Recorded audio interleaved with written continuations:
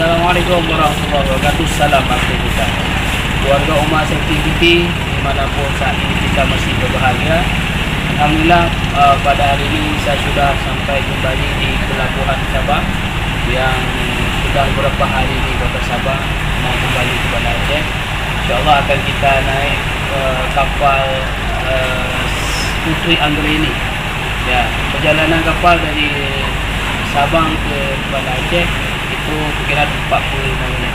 Dan mudah-mudahan perjalanannya cuaca bagus dan kembali ke Banda Aceh. Ya, untuk anda mau ke Sabang, jangan lupa ya ajak keluarga kita bersama, kita bermain dan bersenang ataupun bertamasya ke Kota Sabang.